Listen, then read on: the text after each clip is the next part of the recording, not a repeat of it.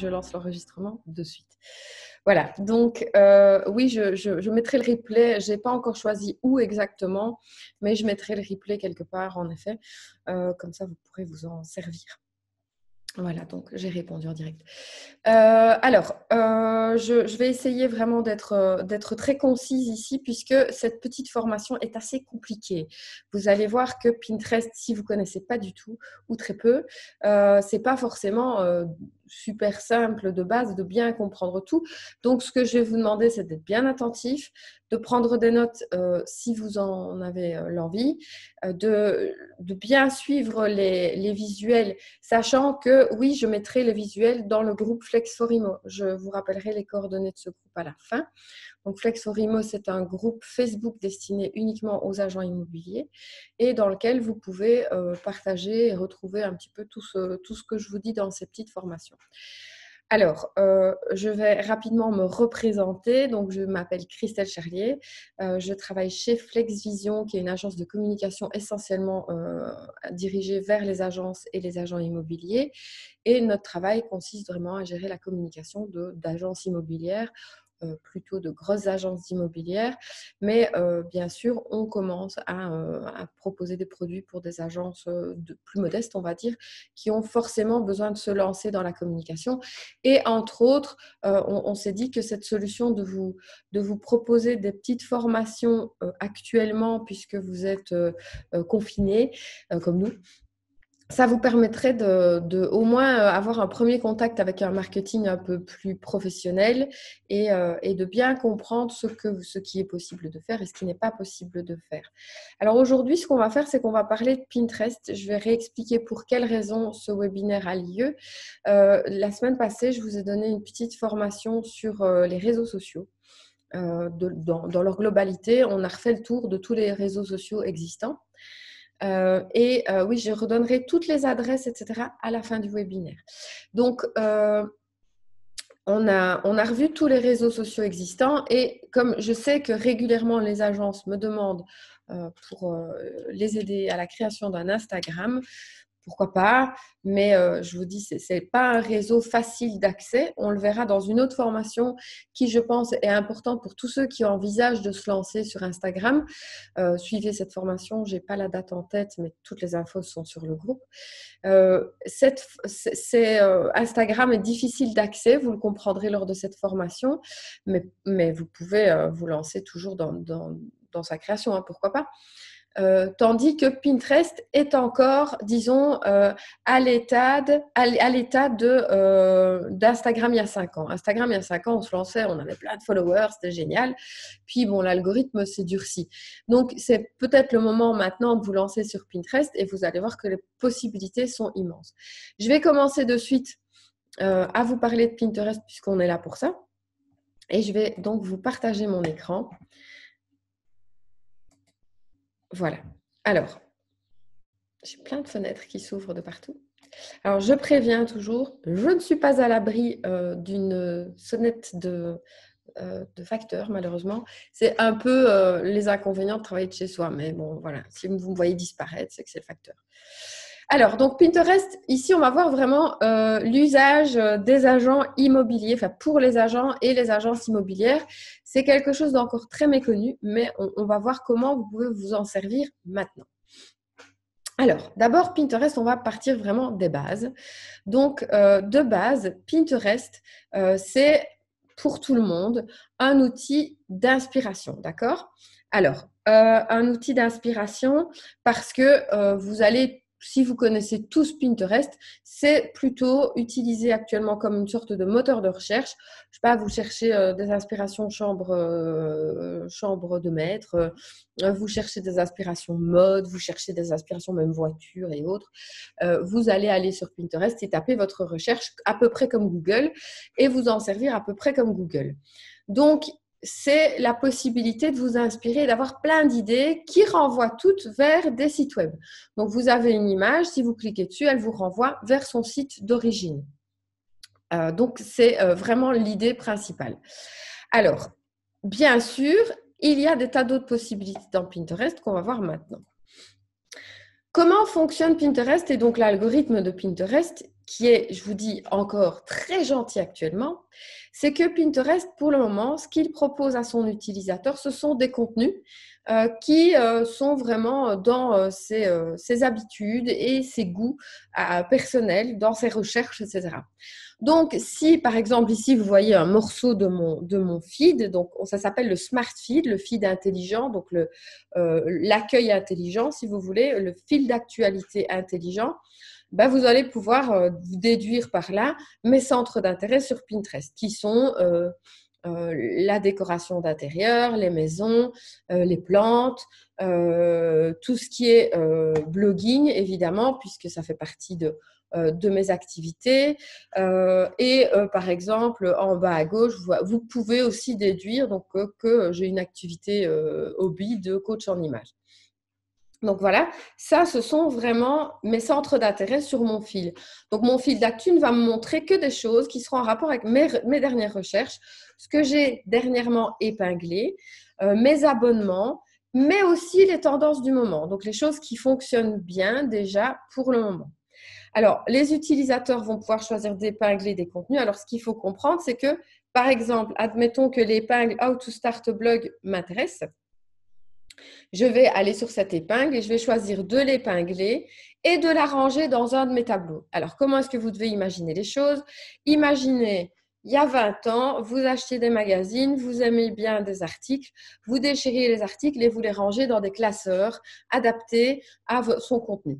Donc, par exemple, toutes vos recettes de cuisine, vous les découpiez d'un magazine et vous les rangez dans une farde. Et puis, tout ce qui était déco, vous découpiez les articles et vous les rangez dans une farde. Ici, on les range dans ce qu'on appelle des tableaux. Donc, vous les rangez dans vos tableaux à vous et vous conservez les données.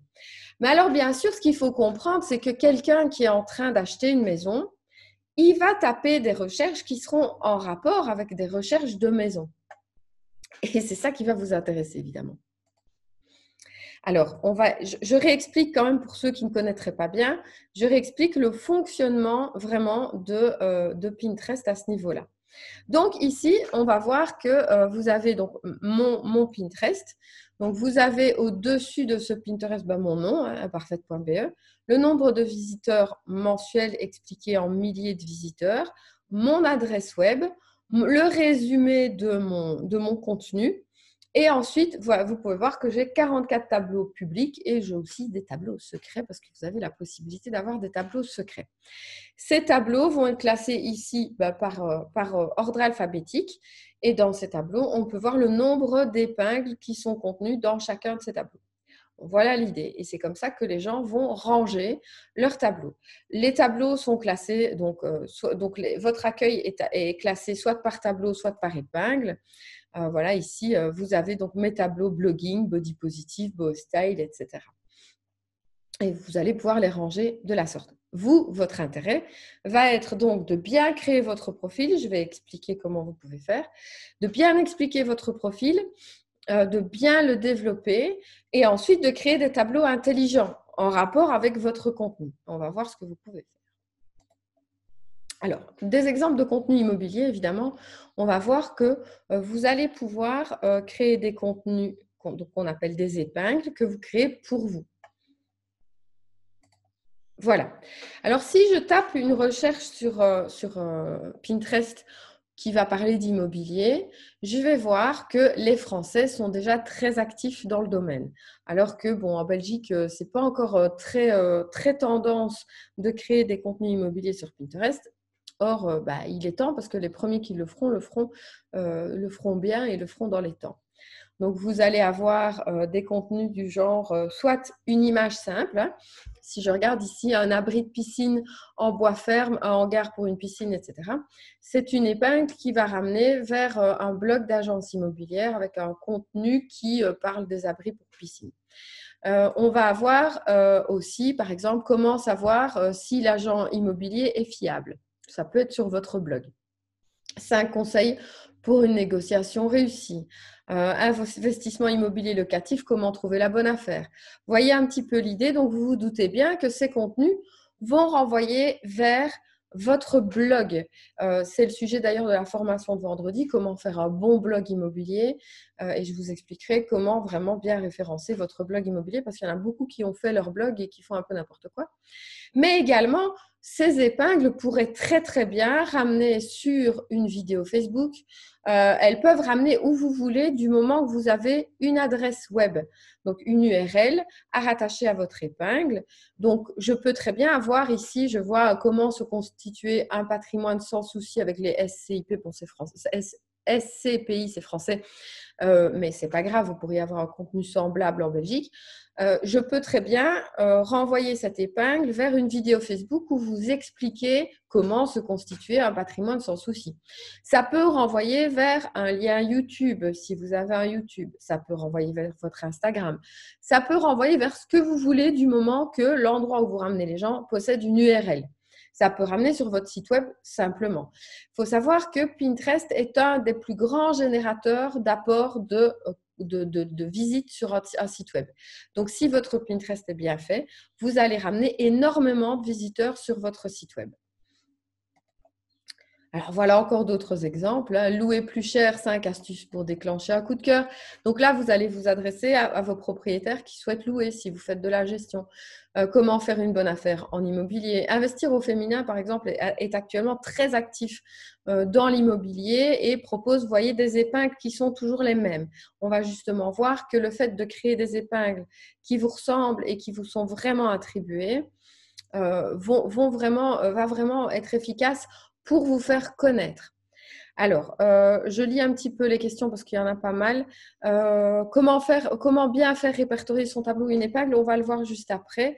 Tout ce qui est questions relatives à Facebook, oui, on va donner des formations complémentaires par rapport à Facebook, mais j'y répondrai plus tard également. Alors, colocation au rendement, etc. Vous voyez, si vous regardez cette image, vous voyez qu'investir au féminin ressort très, très fort. Admettons que votre agence soit très active et commence à créer ses épingles de cette façon. Votre agence ressortirait de cette façon si je tapais acheter une maison, conseil pour acheter une maison, etc. Donc, vous vous rendez bien compte que vous pouvez aller attirer des visiteurs de cette façon-là. C'est une façon de vous positionner, comme il est noté, en tant que spécialiste. Alors, la difficulté de Pinterest, c'est que, bien sûr, avoir des visites non qualifiées ne vous intéresse pas vraiment. Donc, avoir plein de visiteurs français, ce n'est pas vraiment votre intérêt. Attention que si vous en avez, ce n'est pas plus mal non plus parce que ça ne fait que bien référencer votre site web. Un site qui est beaucoup visité monte dans les résultats de Google. Donc, forcément, si vous avez plein de visites françaises, ce n'est pas grave. Ça ne va pas vous apporter des leads, mais ça va avoir un effet quand même positif sur votre référencement Google. Mais vous, ce qui va vous intéresser, c'est de vous rendre local. Alors, ce que vous allez faire pour être local, c'est simplement créer des tableaux locaux. C'est logique.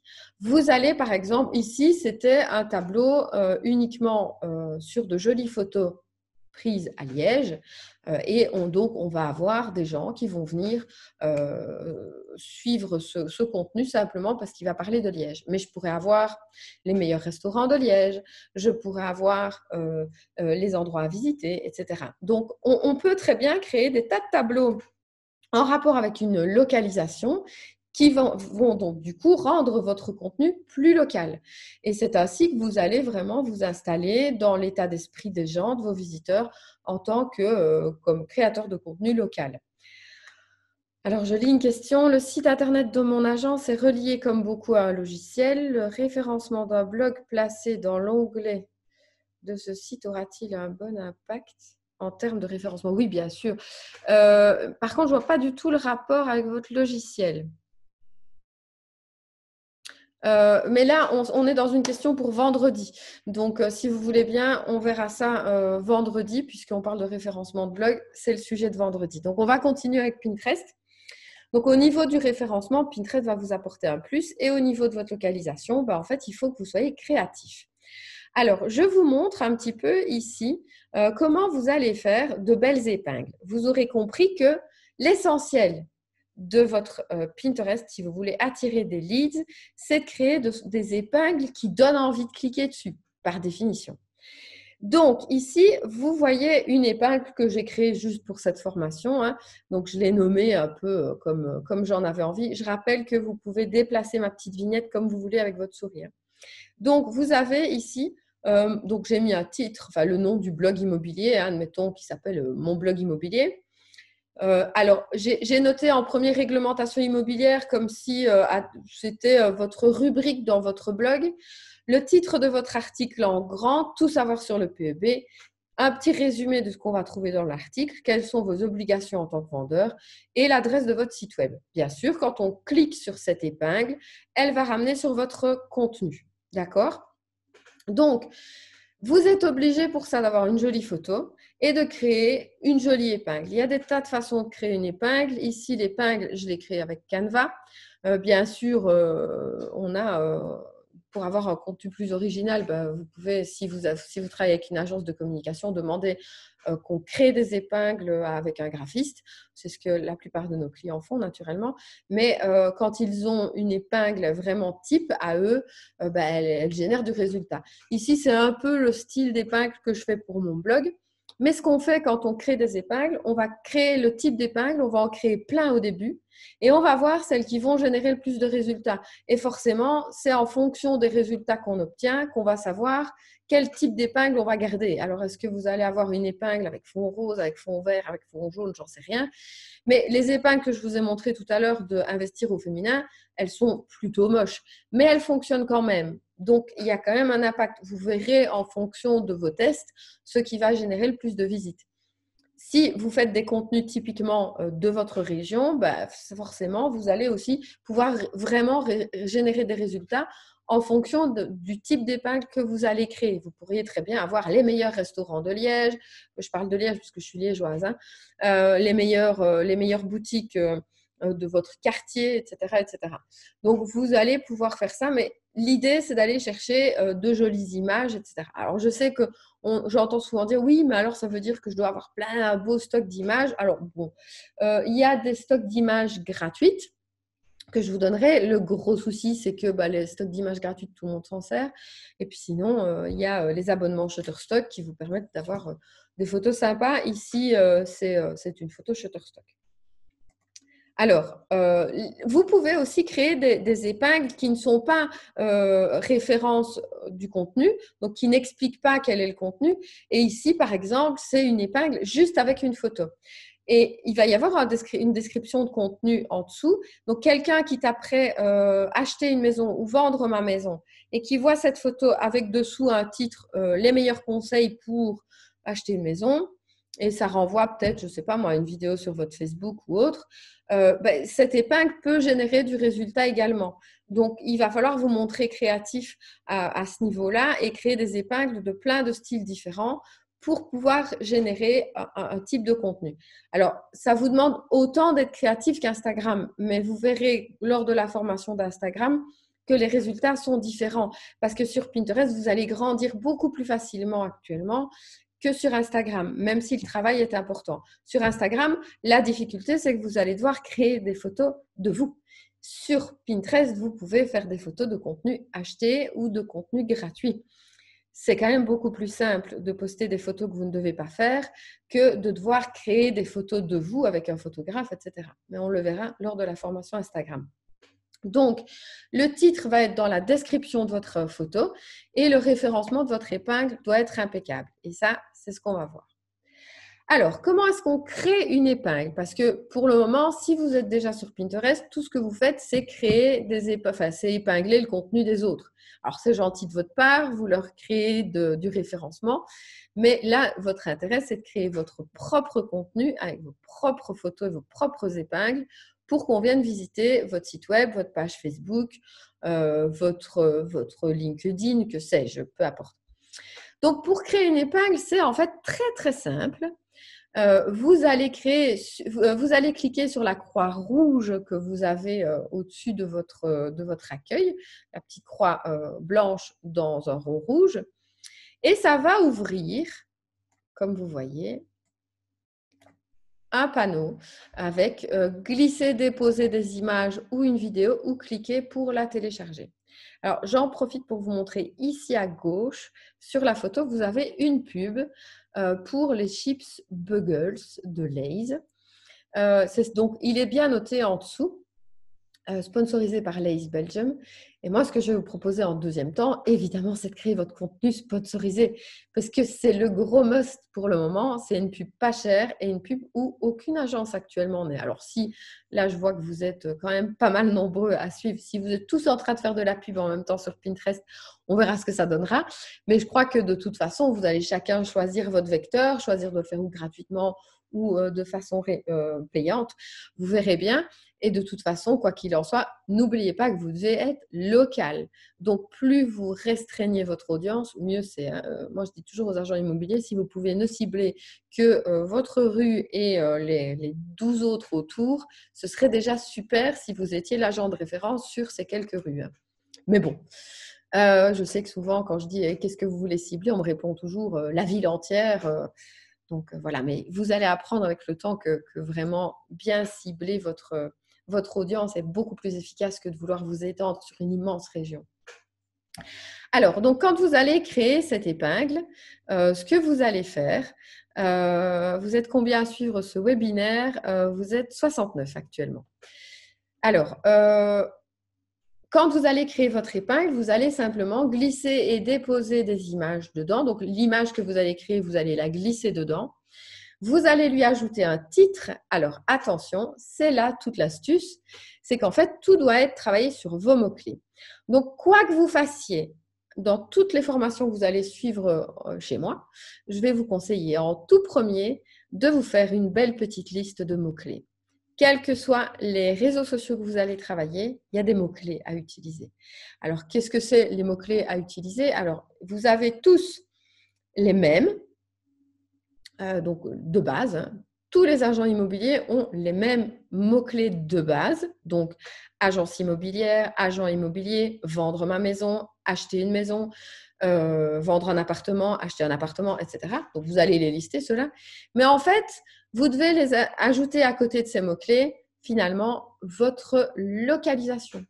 Encore une fois, je répète, vous êtes locaux. C'est vraiment l'idée. En gros, il y a de la place pour tout le monde si vous étiez tous bien localisés sur votre secteur. Chacun peut avoir un secteur restreint et il y a de la place pour tout le monde à ce niveau-là.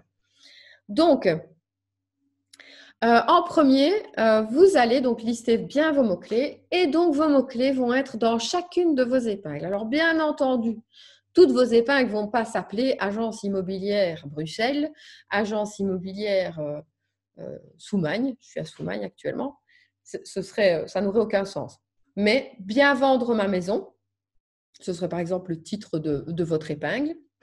Et ensuite, dans Parlez-nous de votre épingle, vous allez expliquer plein de choses sur votre épingle et vous allez écrire un petit contenu dans lequel vous allez glisser plusieurs mots-clés. Alors attention, si ça renvoie sur votre article de blog, il faut aussi que votre article de blog soit référencé avec les mêmes mots-clés. Donc, ce qu'il faut bien comprendre, et c'est une règle générale, c'est que tous les réseaux, ainsi que Google, ainsi qu'AdWords, ainsi que votre blog, ils aiment une chose, c'est que quand vous publiez un contenu qui est relié à un autre, les mots-clés soient les mêmes, soient semblables et soient bien travaillés. Donc, si vous écrivez « bien vendre ma maison » et qu'ensuite, dans votre description, vous dites dans cet article, nous vous donnerons les meilleurs conseils pour bien vendre votre maison à Soumagne. Vous allez arriver sur un article ou sur une vidéo Facebook qui vont être référencés sur les mêmes mots-clés avec à peu près le même descriptif. Le but, c'est vraiment de lier les deux contenus ensemble. Alors, oui, donc ajouter je m'égare. Ajouter un lien de destination, donc c'est là que vous allez ajouter l'URL qui renvoie vers le contenu. Et publier maintenant ou publier plus tard, vous pouvez programmer la publication. Alors, on le verra dans un autre webinaire. Il est possible, il y a des outils, parce que je sais que vous avez vraiment la sensation que je vous conseille d'être hyper présent en permanence. Concrètement, oui, vous devez être hyper présent en permanence, mais il y a des tas d'outils qui vous permettent de programmer tous vos contenus. Il y en a plein. Il y a Buffer, il y a Tailwind, il y a plein de trucs. Entre autres, nous, ce qu'on fait en tant qu'agence de communication, c'est bien sûr qu'on utilise des outils de programmation sur tous les contenus. Et donc, on va créer, par exemple, tout le contenu pour un client. On va peut-être passer 2 jours entiers à travailler sur tous les contenus du mois et on va les programmer et ils vont se programmer les uns après les autres. Après, vous verrez que, par exemple, sur Instagram, ça ne fonctionne pas comme ça puisque vous devez être présent pendant 1 heure après le post. Mais j'expliquerai ça lors de la formation Instagram. Pinterest n'a pas cette revendication complexe, donc vous pouvez tout programmer sur Pinterest. Et donc, vous pouvez vraiment lancer votre communication comme ça et vous dire, OK, le lundi, premier lundi du mois, je fais mes posts pour tout le mois et je les laisse travailler tout seul. Donc, bon, ici, vous pouvez utiliser la programmation dans Pinterest. Je ne trouve pas que ce soit la plus efficace. Pour Pinterest, moi, j'aime l'outil Tailwind, dont je parlerai une autre fois, qui permet en plus de générer des interactions différentes, mais je rentre dans des complications. Donc, restons simples. Vous pouvez donc utiliser l'outil de programmation interne dans Pinterest. Alors, ensuite, on va essayer de bien comprendre comment bien référencer votre épingle. Donc, pour que votre épingle soit considérée comme efficace par Pinterest, il faut savoir que Pinterest va favoriser les comptes qui utilisent toujours Pinterest. C'est-à-dire que, par exemple, si je prends le contenu de mon blog, et je ne le fais pas, mais je devrais, à chaque fois que je crée un article, je devrais créer toujours des épingles en lien avec mon article. Je ne le fais pas toujours parce que, bon, mon blog, c'est une activité hobby, on va dire, bien que ça me prend beaucoup de temps. Mais vous devriez à chaque fois prendre vraiment l'habitude d'avoir un article ou une vidéo ou un contenu et à chaque fois penser à créer une épingle en rapport ou des épingles en rapport avec votre contenu. Bon, c'est une habitude à prendre. Mais si vous le faites à chaque fois, Pinterest va se dire, OK, c'est un compte régulier qui fait bien son boulot, donc je vais le mettre en avant. Alors, le site va prendre en compte les mots-clés, les phrases-clés. Donc, je vous ai tout expliqué précédemment. Donc, c'est vraiment important. Le serveur Pinterest va vraiment chercher dans le tag du titre, mais il va aussi aller dans votre page de destination, comme je l'ai expliqué. Donc, si c'est sur votre vidéo YouTube, il va aller regarder les tags de votre vidéo YouTube. Si c'est dans votre contenu blog, il va aller regarder les balises de vos articles, les balises les halts de vos photos. Il va aller un petit peu fouiller tout ça. Tout ça, j'expliquerai vendredi, justement, sur le contenu de blog. Alors, l'image idéale, elle a un rapport de tiers. Donc, une taille idéale 600 sur 900. C'est important. Pourquoi? Parce que, encore une fois, Pinterest va mettre en avant les contenus qui sont formatés pour Pinterest. Alors, bon, je vous conseille vraiment d'utiliser pour ça, pour le moment, par exemple, un outil comme Canva que tout le monde utilise ou presque, parce que vous allez avoir des contenus tout faits à ce niveau. Alors, pour les slides, je rappelle, je les remets sur Flex4Imo, le groupe que je donnerai encore à la fin. Alors, oups, je vais trop vite. Alors, pour bien référencer votre épingle, comme je vous l'ai dit, vous allez essayer vraiment de bien décrire votre épingle avec les mots-clés. Et si vous faites un appel à l'action dedans, ça va stimuler aussi l'engagement. Par exemple, vous allez dire dans cet article, nous vous donnerons plein de conseils, foncez lire ou je vous invite à lire, enfin une vraie invitation. On constate que les épingles qui invitent les gens à le lire vont avoir beaucoup plus de résultats.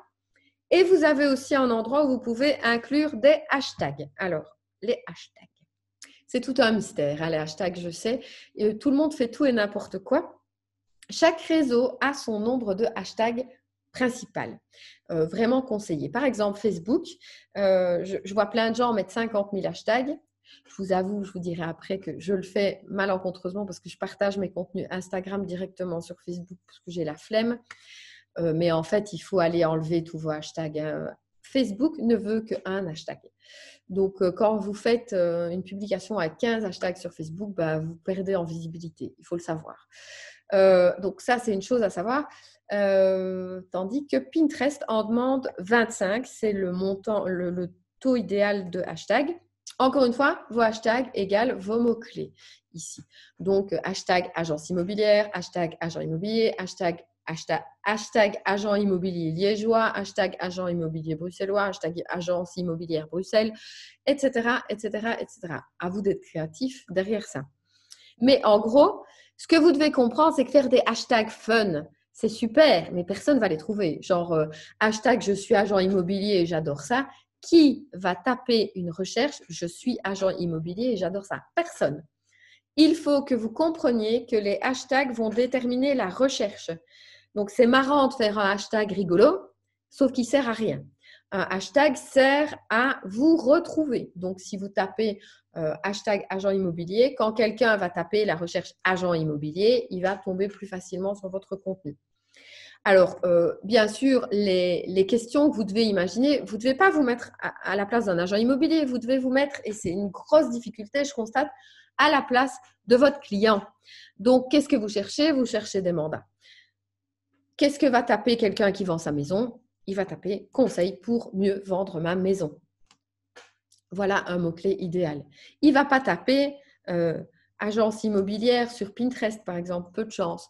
Mais peut-être que oui, donc ça, on va quand même le mettre aussi. Mais les premiers hashtags que vous devez taper, ce sont les hashtags que votre client est susceptible de taper. On sait que la plupart des gens qui vont venir vers vous en mandat à la fin, ils auront d'abord essayé de vendre tout seul. Donc, ils auront fait des recherches pour essayer de vendre tout seul. Comment bien vendre ma maison tout seul? C'est un très bon hashtag pour une agence immobilière, bien qu'on puisse penser le contraire. Mais si vous offrez un contenu disant comment bien vendre sa maison tout seul, dans lequel vous expliquez à votre client comment il peut vendre sa maison tout seul, et qu'à la fin, vous lui disiez bien, mais attention, si après 3 semaines, vous n'avez pas de résultat, pensez à faire appel à nous et que vous mettez des boutons partout dans votre article, à la fin, il reviendra plus vers vous que vers un autre, par définition. Ça paraît logique, hein? Alors, le titre et la description du tableau sont importants aussi. Donc, vos tableaux doivent être aussi bien référencés que vos épingles. Donc, vos tableaux. Alors, si vous allez sur mon compte imparfaite.be, je vous le dis de suite, ne le prenez pas comme exemple parce que mon compte, bien qu'il fonctionne bien, parce que j'ai plein d'épingles qui marchent très bien, j'ai de la chance. Enfin non, je l'ai bien fait en fait. Il y a plein de choses où j'ai fait des erreurs que je conserve parce qu'à l'époque où j'ai créé tout ça, je n'avais pas forcément toute la formation qu'elle a avec non plus. Faire des tableaux qui ont des chouettes noms parce qu'on aime bien, parce que c'est des chouettes noms, c'est chouette, c'est amusant, c'est drôle, mais ça ne veut rien dire pour les gens. Par exemple, j'ai un tableau qui parle de tout ce qui est plantes et décoration d'extérieur. Je l'ai appelé du verre et de l'air. Qui va deviner que c'est un tableau qui parle de décoration d'extérieur, par exemple? Personne. En tout cas, Pinterest ne va pas le deviner parce qu'il n'est pas linguiste. Les gens ne vont pas taper du verre et de l'air. Donc, ils ne vont pas trouver mon tableau. Je le sais, j'adore ce nom, je le laisse. Mais vous, en tant que professionnel, évidemment, ce n'est pas votre objectif. Donc, ne commencez pas à essayer d'être super créatif pour faire des tableaux hyper originaux. Un tableau vendre votre maison sera 10 fois plus efficace qu'un tableau hyper poétique. Donc, n'allez pas chercher midi à 14h. Donnez un bon titre bien clair à vos tableaux et une description bien claire et pleine de mots-clés. Donc, vraiment, vérifiez bien votre création à ce niveau-là et soyez pertinent. Alors, la première chose aussi que vous devez avoir fait actuellement, je suppose que ce n'est pas encore le cas, c'est que vous devez avoir un compte professionnel. Pour ça, c'est très simple. Dans les paramètres de votre compte, vous devez demander à avoir un compte professionnel. Ça prend 1 minute, mais ça changera absolument tout pour la suite. Tout ce que je vais dire maintenant n'est pas possible avec un compte privé. Donc, la première chose à faire, c'est de créer votre compte, enfin de transformer votre compte privé en compte professionnel. Je vous conseille aussi de passer tous vos tableaux personnels en tableau secret. Parce que finalement, vos clients s'en foutent d'aller voir les trucs, je sais pas moi, décoration de Pâques, c'est pas leur contenu privilégié. Donc, passez vos tableaux personnels en tableau privé. Ensuite, une chose très, très, très importante, c'est que vous êtes obligé, pour faire tout ce que je vais vous expliquer ensuite. Tiens, il y a de temps en temps des petits couacs dans mes slides, mais c'est pas grave. Vous devez lier votre compte Pinterest à votre site web. Alors, pour ça, vous devez aller dans les paramètres de votre profil et aller sur l'onglet « Revendiquer vos contenus ». Et là, vous devez revendiquer votre site Internet. D'accord? Alors, pour certains, ça va peut-être être un petit peu compliqué. Si vous êtes dans WordPress, je vous conseille d'avoir, en tout cas chez FlexVision, tous les sites web immobiliers que nous vendons, on les configure, enfin on ajoute l'outil Yoast. Donc c'est un plugin Yoast qui vous permet de faire plein de choses au niveau du référencement, mais aussi de revendiquer vos contenus. Donc vous pouvez très bien le faire via Yoast, et sinon vous appelez votre service IT et vous lui donnez le code qui va vous être lié dans cet outil, et c'est à votre programmeur d'ajouter ça sur votre site web. Ce n'est qu'une ligne de code à ajouter dans votre site. Ce n'est pas compliqué du tout en soi. N'allez pas chipoter dans le code vous-même. Pitié, pitié. On a trop régulièrement chez FlexVision des clients qui nous appellent en nous disant j'ai fait une bêtise, il n'y a plus rien qui va. Et ils ont essayé de chipoter dans des choses où il ne faut pas aller chipoter. Mais donc, si vous n'avez pas les compétences pour le faire, demandez à votre IT de le faire. C'est beaucoup plus sûr. Et donc, ça va lier votre compte Pinterest à votre site Internet. C'est crucial pour la suite. Je continue. Alors, pourquoi c'est important? Parce que vous allez pouvoir vraiment bien voir vos statistiques. Donc, Pinterest vous fournit un outil qui s'appelle Pinterest Analytics, qui est directement sur votre compte. Alors, vous voyez ici, par exemple, ma vue d'ensemble de mes statistiques. Donc, c'est sur un contenu d'un mois. Mes contenus ont été imprimés, donc montrés à des gens 1 million de fois. Vous imaginez la visibilité que cet outil vous donne. C'est un truc de fou. Jamais Instagram ne vous permettra ça. Je suis convaincue également, malheureusement, que dans quelques temps, Pinterest sera plus dur également. Quand tout le monde aura compris comment ça fonctionne, ça va chuter. Ce sera forcément plus difficile. Audience totale, donc des gens qui ont vraiment regardé mon contenu, 652 000 personnes. Engagement, donc là, j'ai perdu 3% ce mois-ci.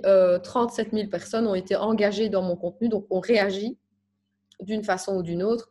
Enfin, on a réagi 37 000 fois, et l'audience engagée, c'est le nombre de personnes uniques qui ont réagi à mon contenu, 29 000. Vous voyez un petit peu les possibilités. Donc, quand je vous dis que Pinterest est vraiment actuellement magique, il est actuellement magique. Si vous faites un bon contenu, si vous le créez intelligemment, vous aurez des résultats que vous n'aurez jamais avec Instagram. Actuellement, Instagram est trop compliqué à ce niveau-là. Mais vraiment, si vous êtes tenté par Instagram, je vous conseille vivement de regarder la formation sur Instagram pour bien comprendre ce que vous pouvez y faire et ce que vous ne pourrez pas y faire. Parce que c'est peut-être très pertinent aussi d'y être. Je ne dis pas du tout le contraire, mais c'est beaucoup plus difficile. Parce qu'une chose à savoir également, c'est que le public de Pinterest ou d'Instagram n'est pas le même. Chez Pinterest, vous aurez beaucoup de public plus âgé et très féminin. Alors, qu'est-ce que ça signifie? Ça signifie que si vous cherchez comme mandat les gens, les seniors qui vendent leur maison pour acheter un appartement, qui sont quand même de chouettes candidats pour les agences immobilières, Pinterest, c'est le Graal, puisque les mamies y sont toutes. Et on sait que les dames décident quand même de plein de choses. Alors, vos statistiques, donc vous devez les consulter. Ensuite, il y a le système des épingles enrichies. Je ne vais pas rentrer trop loin là-dedans parce que je sais que je vais vous perdre. Il y a un système où vous pouvez créer ce qu'on appelle des épingles enrichies. Pinterest propose 4 types d'épingles enrichies. les produits, si vous avez des produits à vendre, les recettes, si vous avez des recettes de cuisine, mais ce n'est pas votre cas, les articles, ça c'est vraiment votre cas, ou les applications, si par exemple, admettons, vous lanciez une application de recherche de maison ou autre, hein, peu importe. Mais ce qui peut réellement servir, nous, ce qu'on propose vraiment dans l'immobilier, ce sont les épingles enrichies d'articles. Alors, les épingles enrichies, c'est tout un outil. Vous pouvez aller demander à Pinterest de valider votre site web en tant que site proposant des épingles enrichies. C'est un outil, vous tapez dans Google Rich Pins Validator et vous aurez l'accès. Mais je ne vais pas m'étendre trop parce que je n'ai pas envie de vous perdre. Et si vous avez des questions plus précises, le groupe Flex for Imo est là aussi. Donc, vous pouvez aller me poser vos questions via cet outil-là exclusivement. Alors, par contre, important, l'idée de faire votre pub sur Pinterest, comme je vous l'ai dit. Les gens sont encore très peu actifs à ce niveau-là. Si vous allez sur Pinterest, vous allez voir que vous avez plein de pubs, mais qui sont essentiellement des pubs pour des magasins type Ikea. Ici, c'est une vidéo qui tourne, hein, parce que j'ai fait une capture d'écran, mais je me suis arrêtée à un petit moment de la vidéo. Vous avez beaucoup des produits de beauté. C'est logique en plus qu'on me les montre puisque ça fait partie du contenu que je cherche. Pardon, j'étouffe.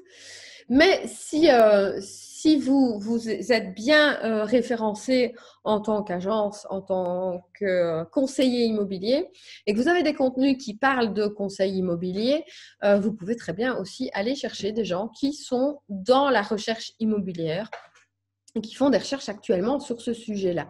Et vous pouvez leur proposer alors ce genre de pub qui est ici sur le fil de mon téléphone, par exemple. Donc, sur mon téléphone, j'ai eu beaucoup Ikea. J'ai eu beaucoup Lay's aussi. Peut-être que je mange trop de chips. Mais ça vous permet aussi de vraiment voir que Pinterest sait très bien ce que vous aimez, ce que vous cherchez. Vraiment. Les pubs sont super bien profilées, donc vous allez pouvoir vraiment aller chercher des gens qui sont actuellement dans la recherche d'achat ou de vente immobilière. Alors, donc, vous allez voir que forcément, pour faire de la pub, la première chose, encore une fois, c'est l'image avant tout. Ici, vous avez une pub donc pour Maland Design. J'ai passé pas mal de temps à scroller pour avoir des pubs. C'est une image type Pinterest. Ce n'est pas exceptionnel non plus, parce que bon, ce n'est pas la plus belle photo que j'ai vue, mais en tout cas, bon, elle avait le mérite d'être là. C'est donc une simple image qui renvoie vers le produit qui est la lampe originale de Maland Design. Le texte n'est pas hyper parlant, donc là, à ce niveau-là, je pense qu'on pouvait faire mieux. Et puis, si on regarde une autre erreur commune, donc ça, ce sont des gens qui font de la pub et qui ne la font pas bien. Donc, je vous montre aussi quelques exemples. Vous avez ensuite cette pub sponsorisée de Furnified qui me fait une pub en néerlandais. Donc, en fait, ils ont oublié de sélectionner le langage de mon Pinterest, qui est forcément mon Pinterest, il est en français ou en anglais. Donc, je peux voir des pubs en français ou en anglais. Là, ils n'ont pas sélectionné la langue. C'est une erreur. Donc, si par exemple vous faites de la pub sur Bruxelles et que votre épingle est en français, sélectionnez l'audience française, francophone, pardon. Ça ne sert à rien de vexer nos amis néerlandophones. Si vous êtes spécialisé et que vous avez une épingle néerlandophone, ne visez pas les francophones. Les trois quarts ne parlent pas français, parlent pas néerlandais. Donc, ciblez bien votre audience. Donc, on va voir que l'important, c'est le ciblage. Alors, la vidéo fonctionne super bien sur Pinterest en tant que publicité. Pourquoi ? Parce que elle attire vraiment le regard. La plupart des contenus sur Pinterest sont statiques. Alors forcément, quand vous avez une pub en plein milieu de votre feed qui bouge, ça attire très fort le regard. Ici, je vous en ai mis deux. Donc, je vous ai remis la pub Ikea et je vous ai mis une pub Nivea. Ici, j'avais cette fille qui se caressait le visage avec son pot de Nivea. Forcément, ça a attiré mon regard. Et forcément, j'ai lu de quoi il s'agissait. Ikea avait fait encore un peu plus fort parce que c'est une pub hyper centrée sur… donc, ils ont réagi très, très vite. Hyper centrée sur le confinement puisque c'est l'idée que votre maison vous soutient, etc., etc. Donc, ces pubs sont très bien faites. Une vidéo fonctionnera toujours très bien. Maintenant, vous avez ici sur le côté gauche la pub Home Yoga 7 minutes a day. Ici, c'est une pub pour une application de yoga. Encore une fois, très bien fait parce que j'ai fait aucune recherche de yoga actuellement sur Pinterest. Par contre, j'ai installé récemment une application de yoga. Donc, Pinterest, c'est même ce genre de petits détails. C'est quand même pas mal fait. Donc, il y a quand même un lien de toute évidence avec Google ou autre. Donc, vous allez d'abord créer votre contenu. Alors, ça n'est pas obligé que ce soit une vidéo, hein. Vous pouvez très bien avoir un contenu image sans problème, comme on l'a vu précédemment. Et ce contenu, vous allez ensuite le cibler. Alors, c'est parti pour le ciblage. Donc, vous allez aller dans budget et calendrier en premier. J'ai essayé de vous remettre un peu l'ordre des publications. Donc, vous allez mettre un budget quotidien ou un budget global et choisir des dates si vous voulez. Vous pouvez donc soit mettre un budget qui va durer un certain temps, soit mettre un début et une fin de publication, de publicité, pardon. Et vous allez voir sur la droite la taille de l'audience potentielle. Donc, mon audience potentielle démarre à 1 million d'utilisateurs actifs par mois. Bien sûr, l'intérêt, c'est de réduire cette audience. Vous n'allez pas rester sur une audience d'1 million parce que c'est encore une fois un des gros défauts que les gens ont. Quand je vous dis, par exemple, que quand vous êtes agent immobilier, que je vous dis, OK, on cible quelle région et que vous me dites Bruxelles. Bruxelles, c'est un nombre d'habitants important. Si vous voulez les toucher tous, il faut avoir beaucoup de sous, d'accord? Par contre, si vous ciblez un quartier de Bruxelles, vous allez avoir un nombre d'habitants plus étroit, plus petit. Et donc, pour les cibler tous, le budget va être moins important. Et comme l'idéal, c'est qu'une personne soit touchée au minimum, alors je suis désolée de vous le dire, mais avant, c'était 7 fois. Si on était touché 7 fois par une marque, par différents biais, on était vraiment, on était conscient de son existence. Maintenant, on parle plutôt de 15 à 20 fois. C'est un peu douloureux, mais si vous voulez toucher des gens 15 à 20 fois, il faut les toucher par plein de réseaux différents. Et forcément, plus étroite sera votre cible, plus vous pourrez la toucher un nombre de fois important. Donc, à vous de bien réfléchir à ce niveau-là. Si vous ciblez trop large, l'impact est 10 fois inférieur. Donc, on est d'accord, par exemple, si je vous prends un exemple de Vinted, parce que Vinted, je ne sais pas si vous aussi, vous avez cette sensation qu'en publicité, vous ne pouvez pas allumer la télé sans voir si tu ne les portes pas, vends-le. Vinted, ce qu'ils ont choisi de faire, c'est d'utiliser le créneau télé sur toutes les émissions télé plutôt féminines et ils matraquent. Vous ne pouvez pas les oublier, vous ne pouvez pas les louper. Donc, c'est du matraquage et ils ont vraiment ciblé un seul canal. Je vous imaginez même pas combien ils ont dépensé pour toucher cette audience, hein. Mais vous devez avoir le même réflexe que Vinted, mais sur vos canaux à vous.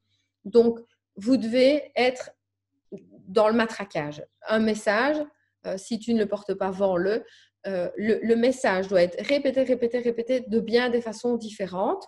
Donc, eux avaient choisi de faire plein de petites bonnes femmes différentes qui, si tu ne le portes pas, vends-le. Et maintenant, ils ont choisi un second message. Mais ils ont mis longtemps à installer leur premier message. C'est ce que vous devez faire. C'est installer des messages dans l'esprit de votre public. Et petit à petit, à force de vous voir et de vous revoir et de vous revoir, vous allez devenir l'agence immobilière de référence dans leur esprit. C'est ce qu'il faut faire. Bon, donc, vous allez devoir réduire au maximum la taille de votre audience. Alors, optimisation, je vous conseille de base d'utiliser les enchères automatiques, hein. C'est eux qui vont cibler. N'allez pas chercher dans le personnalisé. Ça, c'est un boulot de gestionnaire de compte. Alors, vous allez créer votre campagne.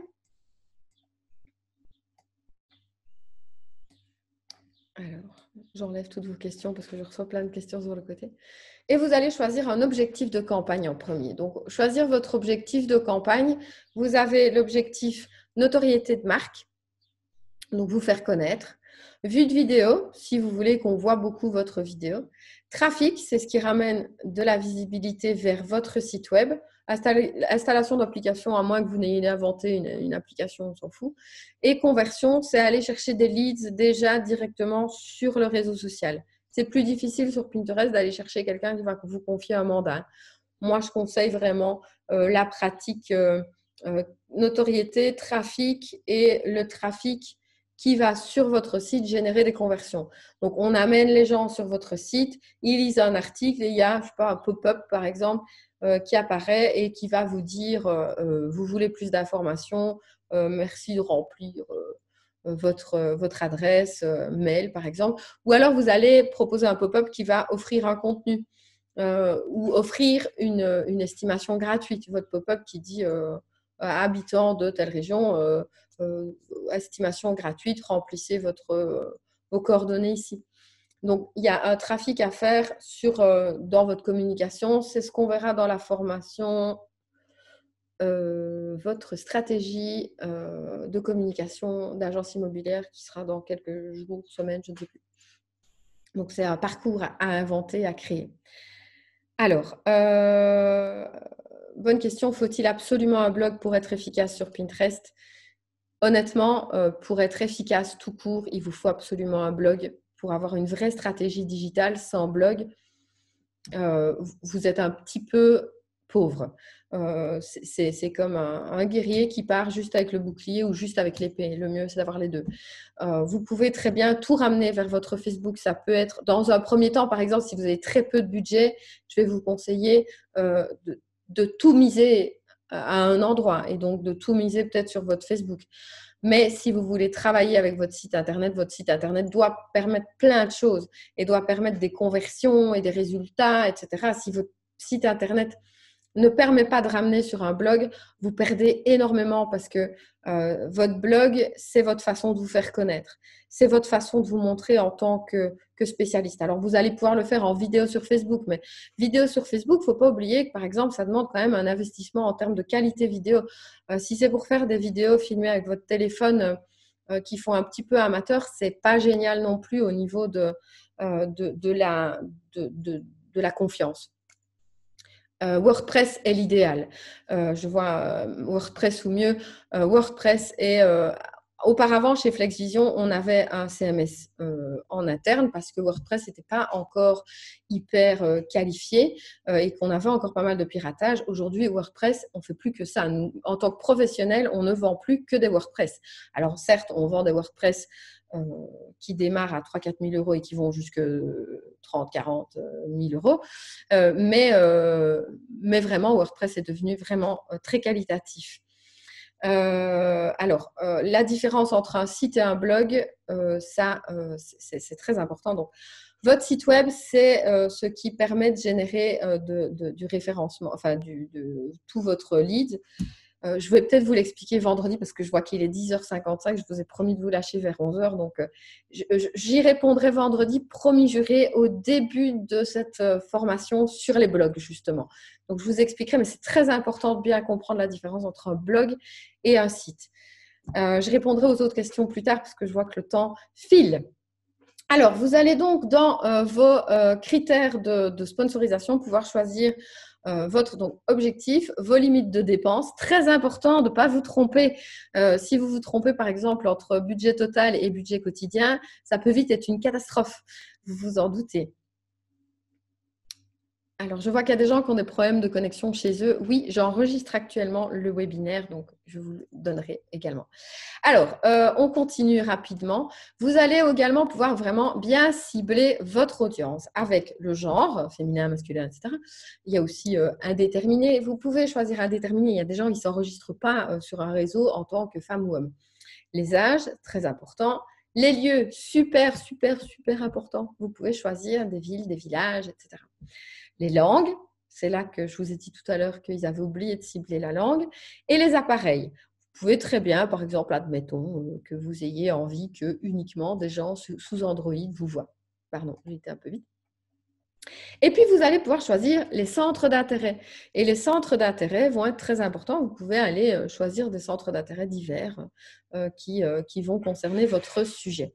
Alors, vous pouvez ajouter, comme vous voyez, au niveau de la localisation, des codes postaux. Ça, c'est quand même un peu fabuleux. Ici, je vous ai mis, par exemple, je cible que Soumagne. Je pourrais uniquement ne cibler que la province de Soumagne, ce qui est quand même assez efficace. Et puis, je vais pouvoir ajouter mes mots-clés. Et donc, comme je vous ai dit, Pinterest va vous demander d'utiliser au moins 25 mots-clés. C'est quand même important, 25 mots-clés, mais vous pouvez très bien les enregistrer et les utiliser à chaque fois. Alors, vous pouvez utiliser votre épingle pour étendre votre ciblage. Cochez oui. Je ne vais pas m'étendre dans les domaines. Bon, ça, je vous ai déjà montré. Alors ensuite, vous allez avoir donc les résultats de votre campagne. Ici, je vous ai montré une campagne test, hein, évidemment. Vous allez voir qu'elle va avoir son nom. Vous allez voir le montant dépensé, les résultats, combien de clics vers votre site web, le coût par résultat, le nombre d'impressions, les clics sur le lien, etc., etc. Utiliser les statistiques, à mes yeux, c'est vraiment super important et je constate qu'il y a vraiment beaucoup de gens qui n'en sont pas conscients. Quand on veut se lancer dans du marketing tout seul, la première chose à faire, c'est d'avoir un Google Analytics, d'avoir accès à vos statistiques sur Facebook, vos statistiques sur Pinterest, vos statistiques sur Instagram, LinkedIn, etc. Et vous devez être en permanence au taquet. Normalement, vos statistiques sur tous vos réseaux, vous devez les consulter au moins une fois par semaine. Allez voir quelles sont les pubs qui ont généré des résultats et quelles sont les pubs qui n'ont pas généré de résultats pour pouvoir les stopper. C'est très important. Donc voilà, alors là, c'était un petit peu une introduction à la publicité sur Pinterest et à l'efficacité de Pinterest. Les prochains thèmes, je vous les explique rapidement. Donc, vendredi, c'est blogging, mieux référencer votre site web. Puis, on verra également comment bien débuter sur LinkedIn si vous cherchez à recruter ou si vous cherchez à toucher des promoteurs, des architectes, etc. Vous pouvez aller les chercher sur LinkedIn. On va voir également les grandes règles d'Instagram qui, je pense, est une formation hyper importante pour tout le monde. Si vous voulez vous lancer sur ce réseau, je crois que c'est vraiment une des plus importantes que vous puissiez suivre. On verra travailler avec des influenceurs parce que j'ai tout le temps la demande, donc je l'ai mise aussi. Optimiser votre compte et votre page Facebook et construire une stratégie digitale. Alors, pour avoir les infos sur les prochaines formations, pour voir les rediffusions, pour avoir les slides, tout ça, c'est sur Flex for Imo uniquement. Donc, c'est un groupe Facebook. Vous allez sur Facebook, soit vous tapez Flex for Imo et vous inscrivez dans le groupe et vous aurez accès à tout ça. Soit vous cherchez Flex Vision sur Facebook et de nouveau, vous trouvez dans les onglets Flex Vision, vous trouverez groupe. Et vous trouverez le groupe Flex for Imo. C'est là-dedans qu'on mettra tous les conseils. On est plusieurs sur le groupe à vous donner des conseils et à répondre à vos questions. Donc, c'est le meilleur endroit. Je ne passe pas mon temps parce que vous êtes assez nombreux à suivre les formations. Je ne peux pas me passer mon temps à vous envoyer à tous les formations. Sinon, j'en ai pour un bout de temps et je vais saturer WeTransfer, je crois. Tandis que là, vous allez trouver tous les contenus. Donc, n'hésitez pas à revenir là-dessus. Pour trouver les formations, même chose, vous inscrire aux formations, tout ça est sur le groupe Flex for Imo, il est prévu pour. Sinon, vous pouvez me retrouver sur LinkedIn à Christelle Charlier, Christelle avec Y, je sais, c'est un peu compliqué. Mais vous pouvez me retrouver sur LinkedIn où, là encore, je donne les explications, les accès, etc. de toutes les informations importantes. Donc, n'hésitez pas à me retrouver sur LinkedIn et sur le groupe Flex for Imo. On se retrouve vendredi pour la formation sur le blogging. Préparez vos questions déjà. Vous pouvez même déjà m'envoyer les questions auxquelles je répondrai le jour de la formation. Voilà. N'hésitez pas, si vous avez des questions sur le webinaire d'aujourd'hui, à me les écrire dans le groupe Flex for Imo. Il est là pour ça. Et les questions peuvent rester ou en interne ou publiques, à vous de choisir. Voilà, je vous souhaite une bien belle journée. On a un beau soleil, donc profitons-en. Tant que le confinement n'est pas terminé, au moins on a un peu de soleil. Donc, je vous souhaite une belle journée et on se retrouve tout bientôt.